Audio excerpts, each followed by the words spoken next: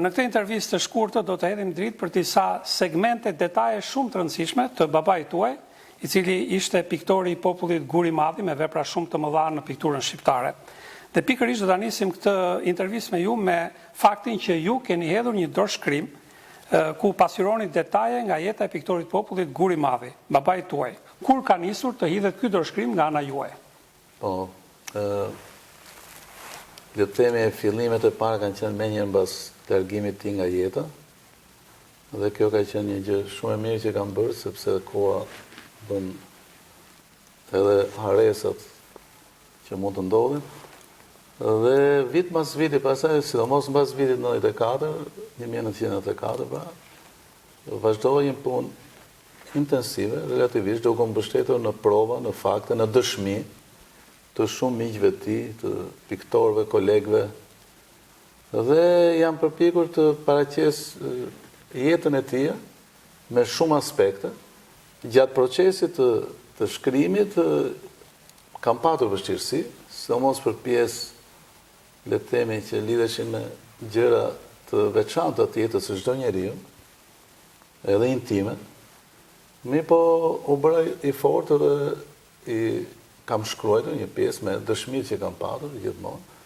Duhet patur parasysh fakti që unë pothuaj 30 vjet jetës i kalova me të, pothuajse çdo ditë bashkë, kështu që e kisha parasysh jetën e tij, pra që nga viti 65 dhe deri në 88 që ai u largua nga jeta, pra isha vetë dëshmitar i shumë ngjarjeve që ndodhen në jetën e tij, qoftë nga pikpamja, sidomos nga pikpamja artistike.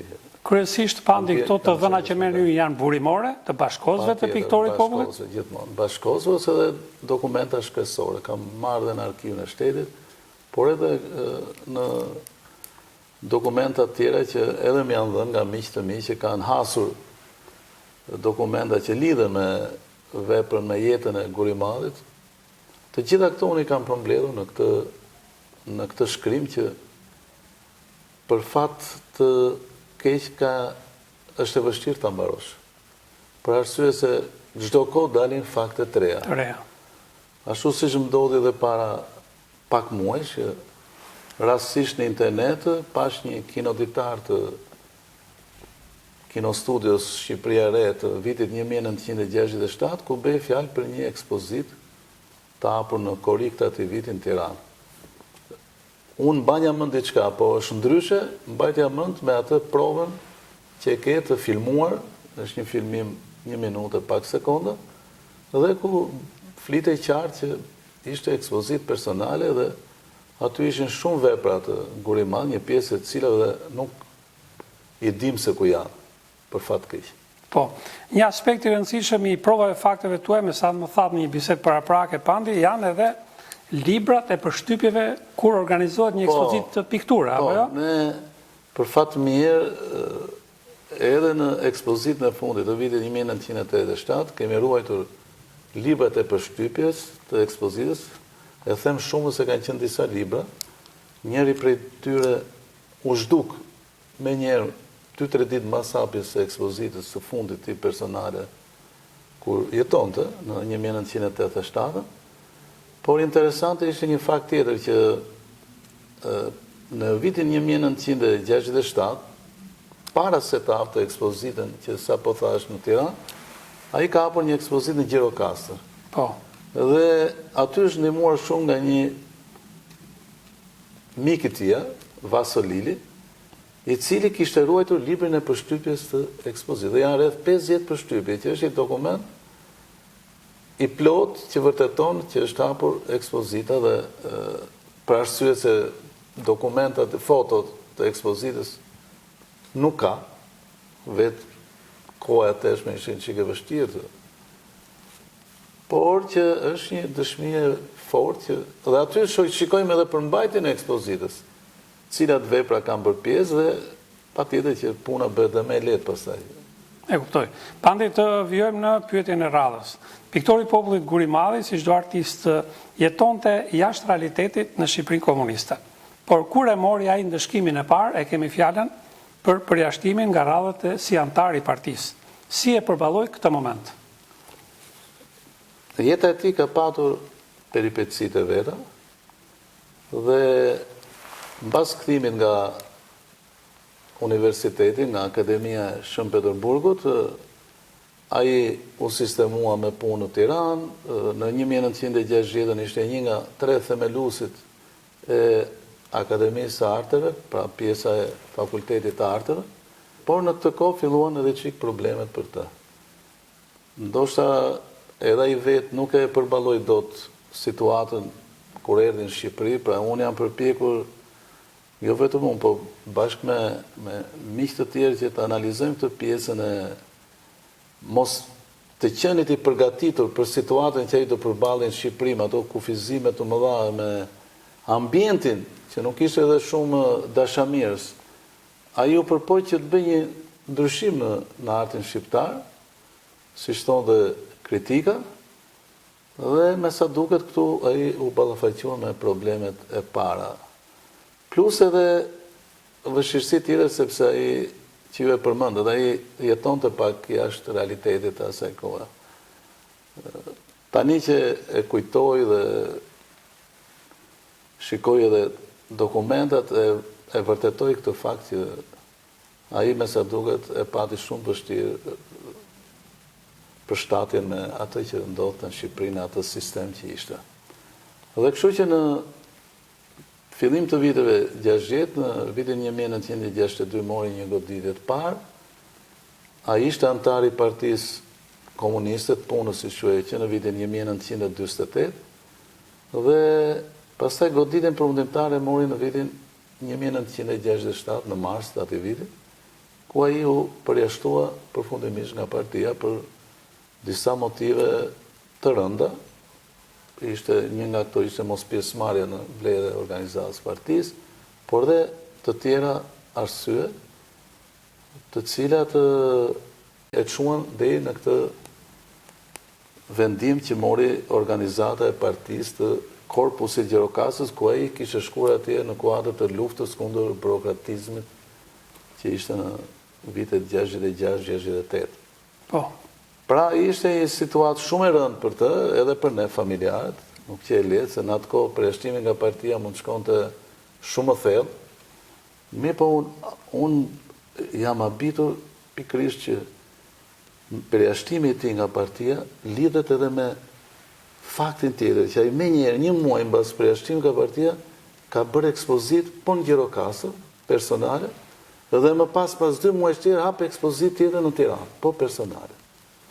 Pra, mendoni ky artist se si e përballoi përjashtimin e tij nga partia, duke hapur 2 ekspozita. Me optimizëm, pra. Tani përfundimet, kjo është. Edhe vetë ai filmimi i Kinostudios tregon një njerëz shumë i qetë. Bile është një moment atje që u shpjegon edhe fëmijëve për edhe veprave të tij. Dhe jeta e tij pastaj kjo periudhë e viteve 60-70 ka qenë e vështirë. Një vit ngeli pa punë, për arsye se menjëherë mbas përjashtimit nga partia i kthyen në Tiranë, e braktisi punën në Gjirokastër dhe ndeti një vit pa punë.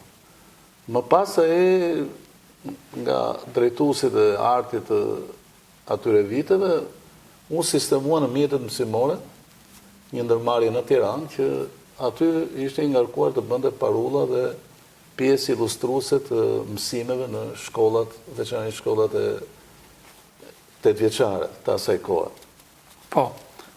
Ndërsa një segment shumë i fortë në jetën e piktorit të popullit Guri Madhi është edhe marrja e titullit piktori i popullit, që ndodhi në vitin 1976. Edhe ky është një, le të themi, një absurd tjetër. Është i vetmi artist në Shqipëri përjashtuar nga partia që ka marrë drejt për drejt titullin e më të lartë, që ishte në atë kohë artisti i popullit.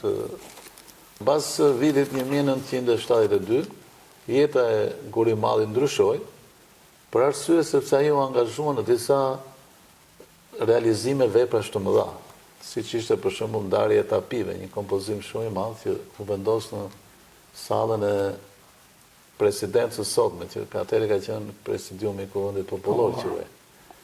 Dhe qëndrimi edhe i zyrtar ndaj Guri Madhit ishte pozitiv më pas, pavarësisht faktit që ai ishte i përjashtuar nga partia dhe që nuk u fut më nuk u rifut në Partinë Komuniste, derisa ndroi jetë. Dhe erdhi momenti që në vitin 1976 i jepet drejt për drejt titulli i artistit popullit, pa kaluar atë gradën e artistit merituar, siç ishte atëherë, që do të merrnin përpara artisti merituar dhe pastaj po. Dhe ishte i pari artist i popullit i gjallë piktor që jepe ky titull i lartë. Dhe kuptohet që është rast unikal që në historinë e sistemit të kaluar që një i përjashtuar nga partia të jepet një vlerësim kaq i lartë siç ishte dhe artisti i popullit. Në këto rrethana jeta e tij normalizua, pavarësisht që ato sulmet ndaj veprës të tij nuk u rreshtën asnjëherë deri në fund të jetës së tij, por që ai përballonte me shumë qetësi pastaj. Ndoqi le të themi atë që ai e quante pastaj në vitet e fundit piktura për vete. Pra u mbyll në studio, bëri pikturën për vete dhe të cilën pastaj e prezantoi në ekspozitën e vitit 1987, e cila u hap në Pallatin e Kulturës Tiranë, aty ku sot është një nga sallat e bibliotekës kombëtare, por që solli një frym të re në artin shqiptar. Ishte komplet një gur i madh i tjetër. Pra ishin krimtaria e viteve të fundit, ishte krimtaria e cila ishte përtej realizmit socialist, bëj fjalë për ekspresionizëm, për fovizëm, pra atë stil që ai e kishte pasur dëshirë edhe më parë në jetën e tij. Pandi, në pyetjen e radhës interesohem të di se kur do të finalizohet me botimin e një libri ky dorëshkrim që keni nisur prej vitesh. Ndoshta do ta nxjerr pjesë, sepse është një punë që nuk mbaron kurrë. Dhe fakti që her pas here dalin dokumenta të reja ma bën të vështirë që të them që do mbaroj sot apo mbas një viti. Megjithatë, e rëndësishme është që unë kam shkruar dhe arsye që kam shkruar lidhet edhe me faktin se në një kohë tjetër që dikush mund të interesohet për jetën private, le ta quajmë Gurimallit. Dhe mua më takoi, mora le të themi përgjegjësinë për ta shkruar atë dhe për të lënë një dokument autentik dhe besoj se do jetë edhe i vlefshëm për çdo që do të kërkoj të njihet më thellë me jetën e tij. Po. Edhe së fundi Pandi, sa të angazhuar janë dhe gjenerata e re, pra fëmijët tuaj, nipit, mbesat tuaj, për të promovuar veprën e gjyshit të tyre, piktorit popullit Gurimalli. Ne kemi një gjeneratën e re, kemi të mirë, të fuqishme, shumë të angazhuar për gjyshin e tyre, bile edhe kemi edhe grupin që kemi e quajmë gjyshi ynë, pra janë tërësisht angazhuar në të gjitha aktivitetet artistike që bën, janë të përfshirë, dhe kanë kuptuar që vepra e gjyshit tyre ka një vlerë të caktuar. Vepra e piktorit të popullit Gurimalli pati një ehon në ekspozitën e çelur në Dortmund të Gjermanisë në majin e vitit 2024, ku vepra e tij u ekspozua për krah veprave të Picassos, Salvador Dalis, Miro, Sigmar Polke, Dejneka, René Magritte e shumë piktor të famshëm që përbën sukses të rëndësishëm për artin shqiptar. Pra ishte një ekspozitë e cila u organizua në kuadër të Kampionatit Evropian të futbollit në Muzeun e Futbollit Gjerman në Dortmund, ekspozita e cila u hap në 27 maj të vitit kaluar dhe u mbyll në 5 janar të këtij viti. Ishte një instalacion gjigant që zgjaste 50 minuta dhe unë bashkë me disa nga gjenerata e re pata fatin e madh që isha në ceremoninë e hapjes të kësaj ekspozite të ftuar nga Palët Gjermane. Pra ishte një emocion shumë i madh për ne, për artistin është arritet më të mëdha, jo vetëm për të, por edhe për artin shqiptar. Një vepër e një piktori shqiptar që ekspozohet për krah këtyre artistëve të mëdhenj që ju i përmendët, dhe këto ishin 175 vepra të 100 artistëve, të cilët ishin emra më të njohur të artit botëror, të gjitha kohëra, dhe ishin të 100 vjeçarit fundit, shekullit 20, e para, e dyta ishte se këto ishin gjitha piktura moderniste, nuk ishin piktura që i përkishin një stili të kaluar, po konsideroheshin gjitha moderniste, dhe që kishin për temë futbollin.